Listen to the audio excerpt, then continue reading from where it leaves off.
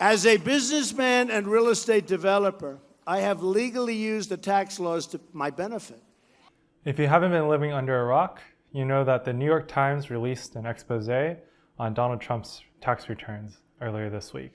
Media obviously picked up on it, and then there were the headlines like, "Tax bombshell reveals Trump's image is a sham."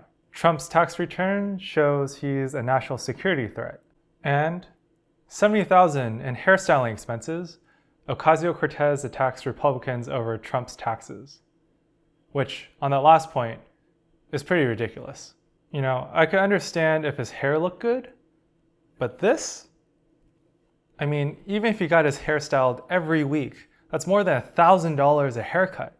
But back to the main point, is the fact that Trump paid only $750 for some of his years during the presidency and no taxes at all for many of the years prior, the result of him being a tax cheat? Or is it just the result of hiring a savvy team of lawyers and accountants to minimize his taxable income legally? Welcome to Wealth Wins, the channel that gets you closer to financial independence every week. I'm Kevin, and in this video, I'll go over which of the techniques mentioned in that New York Times article are above board, which ones are a little suspect, and which ones you guys can use in your own tax returns to minimize, your taxable income legally. In order to get a sense of how criminal his tax returns are or aren't, we really have to dive into the details of the Times report. There are three primary sources of income for Donald Trump over the last 20 years. The first was the income from The Apprentice and all of the endorsements and licensing deals that happened after the success of that show. The second, investments. And third, income from businesses actually run by Trump. He earned $427 million from The Apprentice and associated licensing deals, $178 million from investments, and lost $175 million from businesses that he actually ran. So that's about $430 million of income between 2000 and 2018, which means, for the average wealthy person, after minimizing some of their taxes, it's still probably about $100 million of taxes that should get paid out. Rather than having a taxable income of $430 million, his taxable income was negative $47.4 million. I mean, come on, it's just crazy. That means the IRS owes you a refund for earning $430 million. I have brilliantly used those laws. Or is it that crazy? Here's the thing. Your actual earnings or your income don't equate to what is taxable by the IRS. So it looks like there's three main things that help him reduce his taxable income by hundreds of millions of dollars. The first is tax loss carry forward. Second, expense write-offs, copious amounts of them. And third, real estate depreciation. Let's talk about tax loss carry forward first. The reason why Trump didn't pay hardly any taxes at all for the first, say, 10 years of that IRS examination was because he lost $900 million in 1995. Because of tax loss carry forward, he could then use that loss to offset income he made in future years, so 1996, 1997, et cetera, until he made back enough taxable income to offset those $900 million of losses. So even if he, made $50 million a year, it would take him 18 years before he fully used the tax loss provision and had to start paying taxes again. Because we're missing data from 1996 through 1999, it's hard to know how much of that $900 million loss that he could carry forward was actually left to use from 2000 onwards. This ability to carry forward your losses applies to everyone. If you were making $50,000 a year and you'd been working for 10 years, you've been making, $500,000 of taxable income over that period of time. But say suddenly this year you lost $100,000. Well, if you continue to earn $50,000 next year and the year after, you wouldn't have to pay a single cent of federal income tax on that because of this provision. However, if you're working a 9-to-5 job, it's pretty unlikely that you're going to be losing $100,000 in a given year. Really, this is the government's way of incentivizing and encourage risk-taking by business owners. With this incentive, people can be a little bit more risk-taking or feel a little bit more comfortable taking risk because they know that the money that they invest now, even if they have losses in the first couple of years as they're building their business, they'll get to recoup that in the future years. Which makes sense. You just lost a bunch of money, so getting that refund from the IRS means you have a lot more cash now to go invest again into your business. So while tax loss carry forward and tax loss carry back are both totally above board, there's still some suspect aspects to how Trump uses these mechanisms in his tax returns.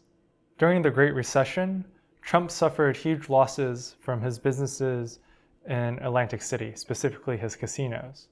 Normally, you can only carry back your losses 2 years. So it's 2020 now, I can only apply them to 2019 returns and 2018 returns.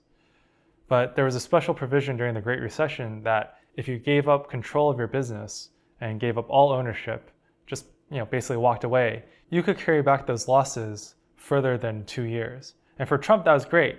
By giving up ownership in his Atlantic City casinos and walking away completely, he was able to apply those losses to his earnings from The Apprentice 4 years ago. And so he ended up getting a $70 million refund from the IRS.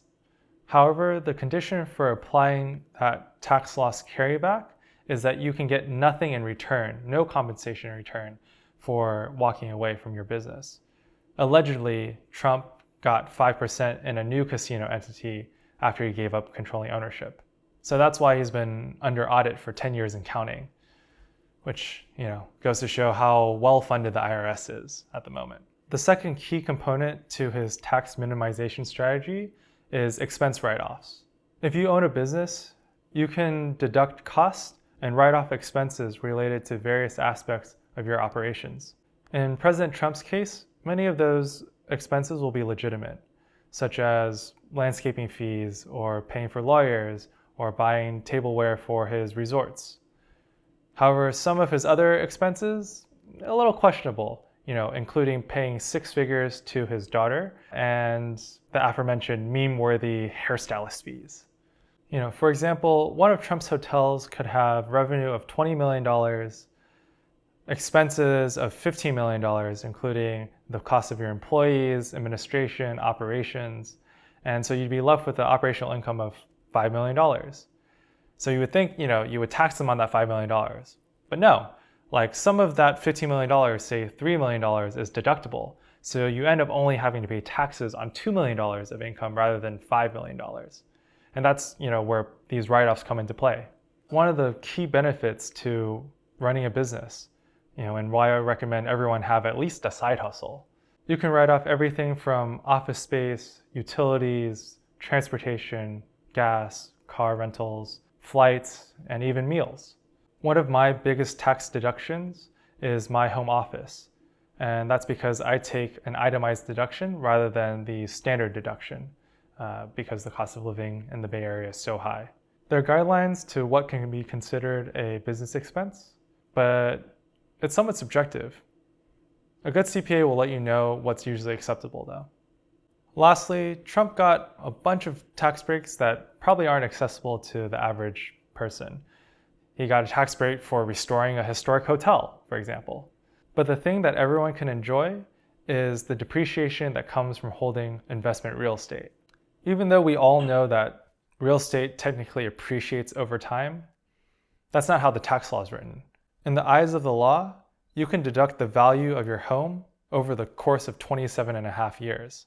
This depreciation reduction only applies to the value of the house itself, not the land, but in a lot of cases, that can be 70 or 80% of the overall home price. So if Trump buys a home that's worth $1 million and the property itself is worth $700,000, he can deduct $25,000 a year in depreciation from his taxes.